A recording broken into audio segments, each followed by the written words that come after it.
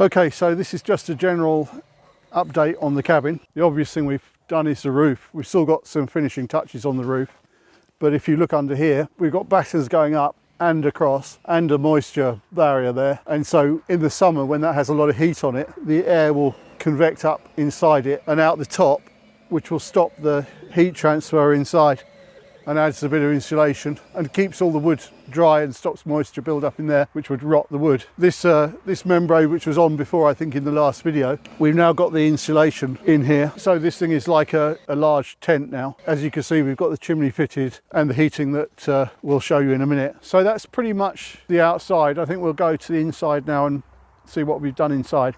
We're inside now. I want to show you some stuff here if you come around. So this is going to be the shower, the toilet, the wash basin there. This is the plumbing. You can see it's pretty self-explanatory. This is the one for the toilet, the pipe here for the drain for the sink. This is where the pipes for the taps will go.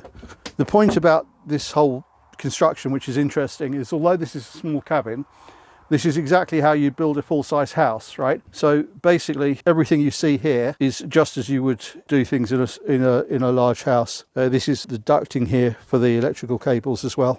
Vapor barrier as well, so this will keep the moisture from the inside. The vapor barrier on the outside sucks the moisture out, so everything stays nice and dry. That's the whole point of it. The bed is going to go up here. There's going to be a bed up here that we're going to put a floor. Right, so this is what you will find in a lot of Romanian houses in the countryside, and it's basically a wood burner with a thermal mass. So this is made out of these ceramic bricks. They're like glazed like pottery, you know. It's got some kind of special thermal cement or something inside. This whole thing's about 200 kilos, and basically you light the fire in here.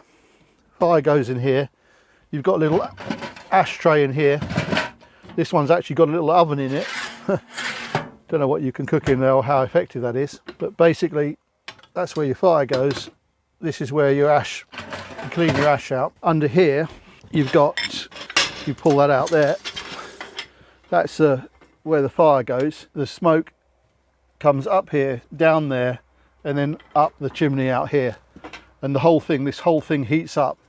So basically what this does is your fire, when you light the fire gives out heat while it's burning, but eventually if you keep feeding it wood, the whole thing will heat up, and at night time, once the fire goes out, this thing will keep on kicking out heat for some hours afterwards. And that's the basic idea. So it kind of, you keep the fire going in it, but it regulates the constant level of heat radiating from it. And they're very popular here. I'd never seen one until I got to Romania. Actually, they're very good, and you can pretty much put any scraps of wood in it. If you've got a couple of hectares of woodland, you could heat a house, small house like this, all year round on just wood you pick up off the ground.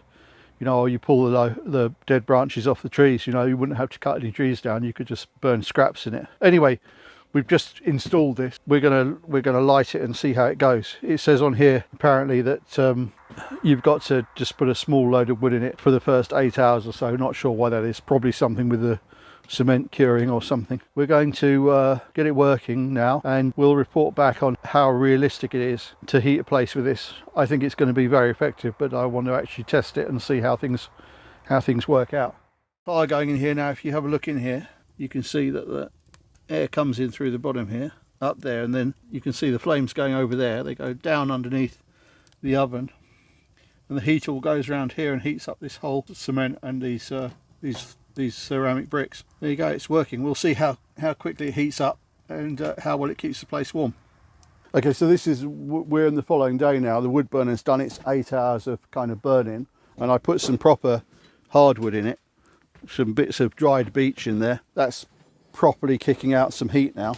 The whole thing is now warm, so that's brilliant. You have to get a coffee pot or you could easily boil water on there. That's properly hot. Very nice. So as you can see, this is the progress from the outside of the cabin now. Another beautiful day in Romania. I love this weather because although it's like -10 out here right now, it's properly chilly, but the air is very dry and the sun's out, right? So when the sun comes up another couple of hours, you'll be able to stand outside here with a jumper or even a t-shirt on and not feel too cold too quickly because you've got the radiant heat from the sun. The weather's been like this on and off for about the last 6 weeks. That's kind of the area I live in. The other side of the mountains, I think it was snowing yesterday and very cold. The heating is going now nicely now, and it's toasty warm in there. About the actual deal that we're making for people here, the whole plan is to try and build a small community, right? And not go down the route of encouraging people to borrow money, trying to set up an alternative to getting a mortgage. I've just thought about all the ways that we can do that. So one of the things I notice people doing in Romania a lot is just building houses as they get money. So they start off with a small project and just add to it rather than paying off a mortgage and a load of interest. I'm trying to set up something like that where people can come here, build a cabin like this, build as little or as much as they want, when they want, how they want, with who they want. So if, for example, you want to come here and build something like this, I can provide you with a piece of land to work on and the security, so you can leave it for 6 months if you want, and it'll just sit there and you can come back and work when you have time. This is a much better investment than borrowing the money to buy something, because you'll pay off twice the value of the property and interest on the loan alone. And of course, if you get in trouble with your income, you might even end up losing the property. This cabin is actually too large to move very far on the road, but if you make a slightly smaller cabin, like half a metre narrower, you can move this on a trailer. It's light enough and small enough that it can be moved around on a set of wheels. The sites, we've actually got some land secured, so once we've got 5 or 6 people who want to build in the same area, we're going to pool our resources and share the cost of the infrastructure and such, and the cost of rezoning the land and lotting it, fencing, all this kind of stuff. This is the idea, to get a few people, to get like-minded people together and share the costs. So far, that's about $6,000 worth of materials, something like that. But that's not including any of the time or labour. But of course, we're going to be open source about everything, all the suppliers, all the planning information, the regulations, anything you want to know.